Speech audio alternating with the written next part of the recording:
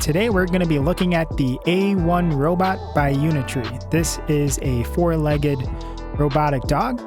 So I'm going to be giving you an overview of what the robot can do, and then we're going to focus on the robot's features, hardware, architecture, and the control options. Now let's talk about the different features you can do with this robot. So first of all, it has excellent motion stability. This pretty much means, let's say the robot is walking on the ground and you kick it, or if you're walking on uneven terrain, the robot will be able to easily adapt to make sure that it stays up and doesn't topple over. It can also do object tracking. Using the app, you can select an object, like a person, to track, and then the dog will follow that object. And it can also avoid obstacles, and that's specifically when you're doing slam. It's able to figure out where obstacles are using the onboard LiDAR. And I just want to mention that as far as the slam feature goes, that's only possible if you do get the LiDAR. Without the LiDAR, slam is not available.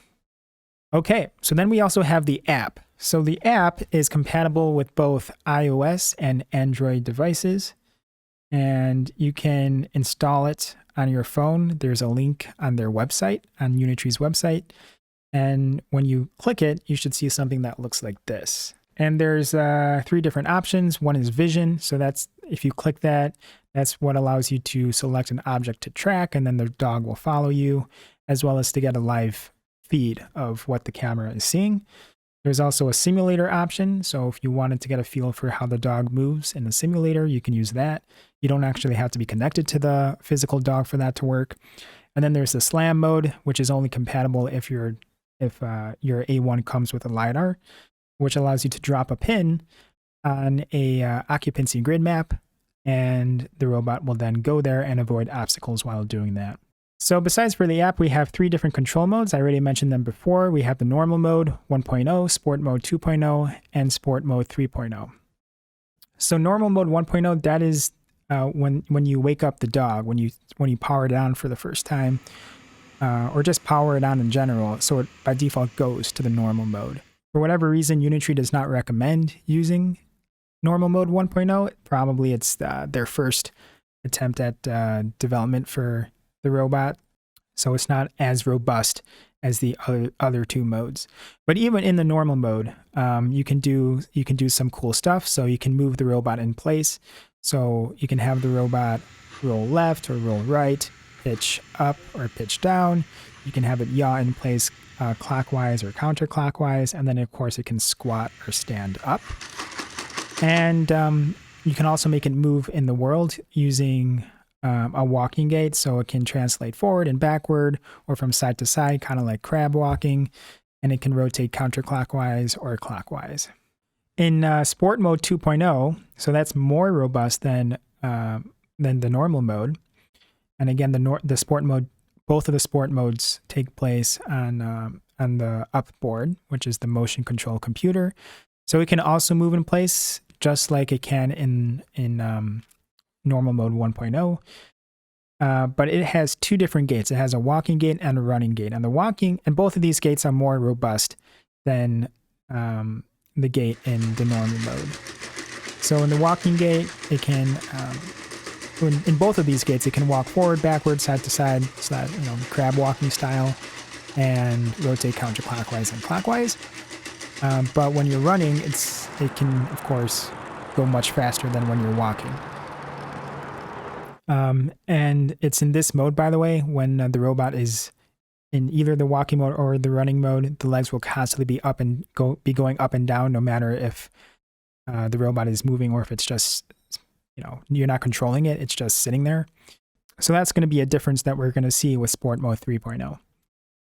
But while we're on the topic of sport mode 2, there are other special features that you can do in that mode. So if the robot is standing, you can use the joystick controller to make it roll over and kick its legs and then roll over again and stand up. If the robot is on its back, let's say you were commanding the robot to walk and and it tripped and it fell over. So instead of having to manually pick it up, which is too much work, so you can just instead press a couple buttons on the controller and it'll roll over back on its legs. You can also lock the joints. So let's say you wanted to pick up the robot to carry it from one place to another place. So if you didn't lock the joints, then when you picked up the robot, the legs would probably go nuts because it can't detect the ground. But when you lock the joints, that just keeps the joints of the robot in their positions, and it's not going to be trying to figure out where the ground is. And you can either do joint locking with the robot in a standing position, or you can lock the joints with the robot in more of a squatting position. And if you lock the joints while it's standing, you can even drop it from a height of about 1.5 meters, and it'll be able to land, and it's pretty springy. It won't break anything. It's very robust. Some other cool features that you can do is you can make the robot get up on its back legs and do a little bit of a wave. You can have it moonwalk, which is awesome. There's also a dance party option, which is a combination of moonwalking and the robot doing some other moves. You got to see it in order to understand what I'm talking about.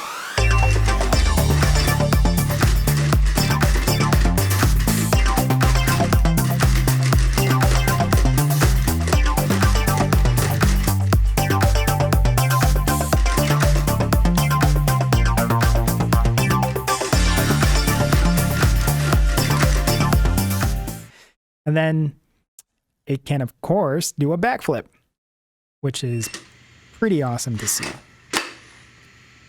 So then after, that's pretty much it for Sport Mode 2.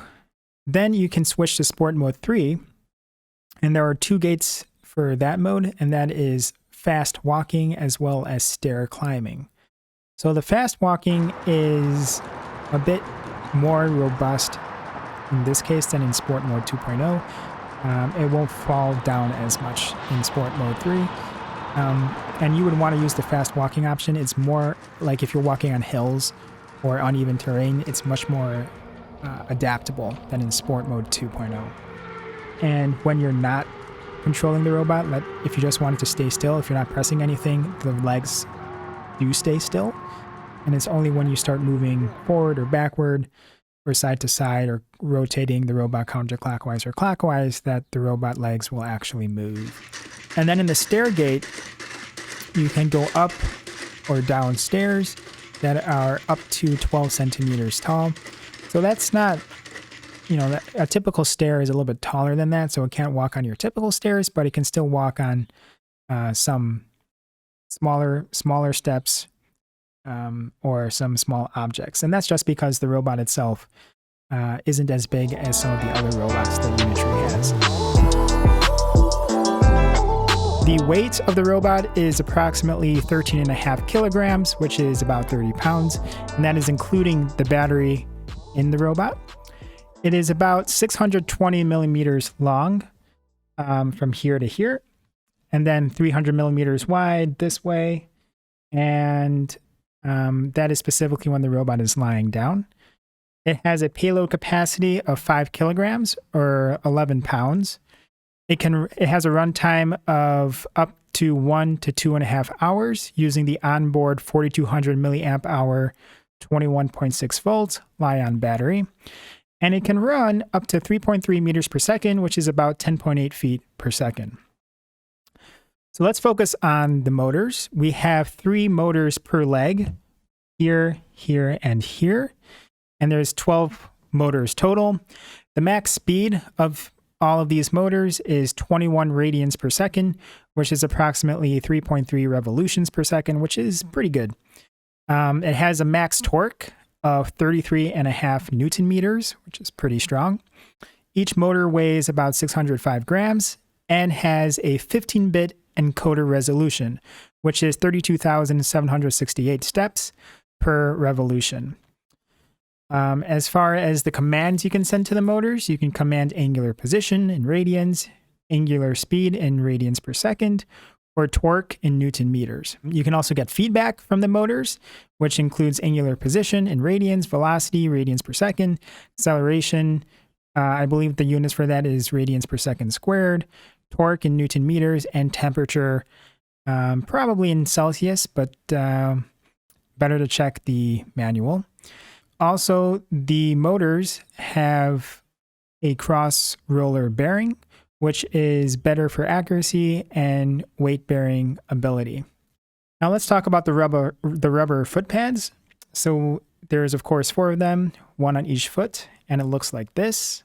Has a squishy ball type thing at the end, and there's this metal little pipe that comes out, and if you actually press down in here, you can feel some air coming out from the top over there.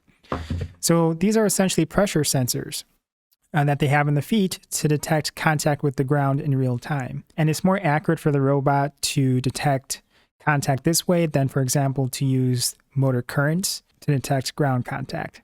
Also, these feet are waterproof and dustproof, and they last between 2 and 6 months, depending on how much you walk the robot versus running versus doing more strenuous activity. So it can last some time, and they can be easily replaced as well. On the front of the robot, we have a D435i camera. It looks like this. It's by Intel RealSense. So this is a pretty good camera that allows you to do, it has a color sensor, an RGB sensor, as well as a depth sensor, and uses stereo vision to do that. You can also put on an optional 2D or 3D LiDAR, which would sit above the robot's torso over here. Now let's focus on the power outputs. If you look on the robot over here, there are 3 different outputs for 5 volts, 12 volts, and 19 volts, up to 2 amps, and that allows you to power either sensors like the LiDAR, or if you wanted to put a robotic arm on there, you could power that. 19 volts usually is for a computer type platform, so you have that ability as well. As far as inputs go, there are 2 24-volt inputs side by side. And when it comes to supplying power to the dog, this is if you didn't want to use the battery and you just wanted to power the robot tethered. So you should have a current supply that can supply at least 30 amps. And the reason for that is that even though walking typically takes about 15 amps of current, but when you're doing strenuous activity like backflips, that can take up to 30 amps. So that might be that's the reason we have 2 of these 24-volt inputs. So if you have two 24-volt 15 amp supplies, then you can just hook it up there. Now let's talk about the computers and microcontrollers that are on the robot. So at the top of the robot that is near the RealSense camera, we have what's called a perception control computer. So this is a Raspberry Pi 4B computer with 4 gigabytes of RAM, which is mounted on a custom carrier board that Unitree created. If you don't want to use a Raspberry Pi, you can also upgrade to an NVIDIA TX2 or an NVIDIA NX. If you are using the Raspberry Pi computer, though, the operating system is Raspbian Buster, and it runs ROS Kinetic. But of course, if you're using an NVIDIA computer, that might be different. As far as I/O goes, it includes a full-size HDMI port, 1 Ethernet port, as well as 2 USB ports. One of them is going to be 2.0, and one of them is going to be 3.0. We're going to go a little bit more in depth as to what that computer does and the other computers I'm about to mention do in the architecture section. So that's it for the perception control computer. Then below it, towards the bottom of the robot, we have the motion control computer.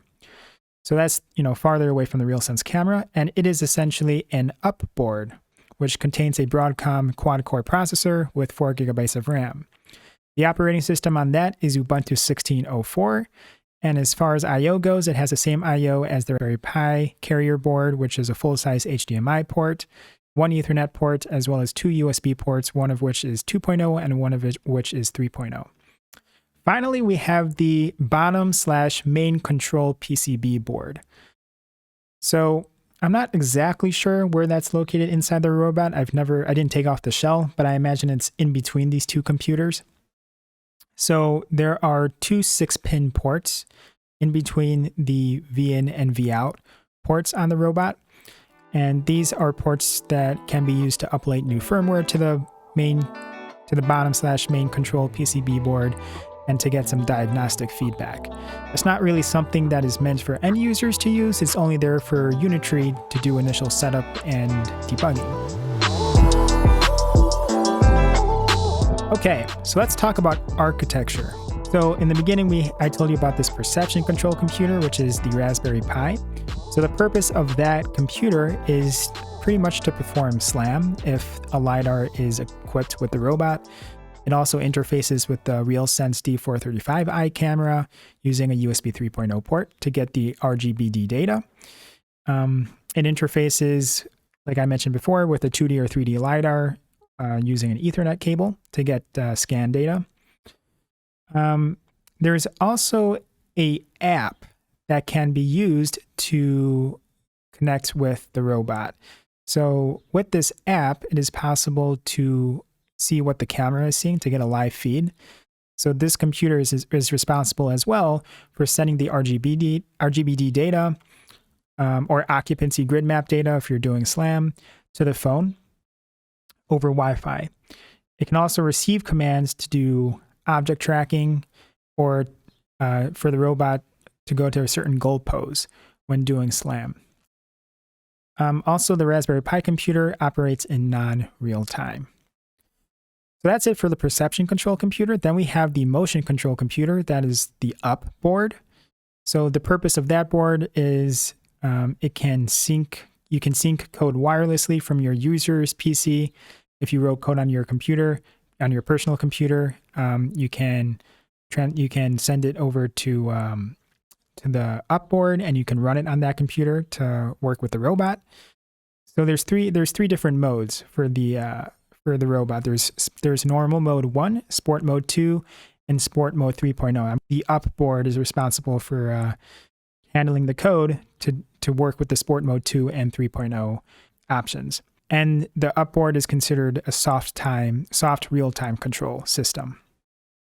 Then we have the bottom/main control PCB board. It's not really a computer. It's a custom board that Unitree developed. So that interfaces with the motors directly. And it supports normal mode 1.0. Like I mentioned before, there's 3 different modes. So the basic or normal mode is what is run on the main control PCB board. It can also connect via Bluetooth to the Bluetooth controller. So this guy over here. So when you're controlling the robot using a joystick, all the commands are being sent to the main control PCB board. And that is a hard real-time control system. So just to show you a graphic that kind of outlines this nicely, we have this. So we have the hard real-time controller board. This is the bottom main control PCB board that interfaces directly with the 12 different motors. That is represented here, as well as the remote controller, what I mentioned here, the joystick controller here. And then this connects over UDP to a switch, and the switch connects the other 2 computers to each other, as well as to the main control board. So we have here, now let's go over here. We have the Raspberry Pi computer, or TX2 or NX board, that is responsible for SLAM or sending or getting RGBD data from the RealSense camera. And it also is responsible for forwarding it over to the app on your phone. And for talking with the, I already mentioned, and for talking with the RealSense camera. Then we have the up board over here, which has the sport mode controller. Both of these actually have the Unitree Leggett SDK. So it's not something that's just on the up board, but it's also on the Raspberry Pi computer.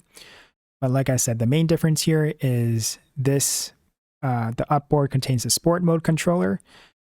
The Raspberry Pi is more responsible for the vision-based stuff. And then the main controller board is responsible for interfacing with the motors directly and for the normal mode. And then the LiDAR, of course, connects over Ethernet to a switch. And then a person on his own laptop or computer can sync code to the up board as well. And that can be done wirelessly. Okay, so that's it for the architecture section. As far as control options go, I already mentioned the Bluetooth controller. There is also an app that I mentioned where you can work with the robot in slam mode, or if you want to specify an object for the robot to track. There's also this remote controller, which we talked about a little bit on in our unboxing video. So what this does is, let's say you're testing out code, or the robot is walking and the legs just start going crazy. So this is essentially a kill switch. You just press the off button and the robot will just drop. So that's because, of course, if the legs are flailing everywhere, you don't want to get close to it. So that button will allow you to stop the robot. The on button on that controller does absolutely nothing. I don't even think you can control what it does, but it's really the off button that is what you want to focus on there. As far as programming goes, you can program the robot using the Unitree Legged SDK in C++, or you can use ROS. So if we go over to Unitree Robotics GitHub, their GitHub page, the main repositories you want to focus on are the Unitree Legged SDK. So if you wanted to work directly in C++, you would clone this repository. Then there's also Unitree PyBullet. That's if you wanted to do simulation stuff using the PyBullet application. And then we have Unitree ROS. So this has ROS packages to control not just the A1 robot, but some of the other robots. So you can see more of that here. And then we have the Unitree CAD, and that is a directory that holds the STLs for the different robots that Unitree has. And those are the main repositories you want to look at. The other ones either don't have anything in it right now, or they're already included in the repositories I mentioned. And that pretty much covers this high-level overview of the A1 robot by Unitree. I will see you next time.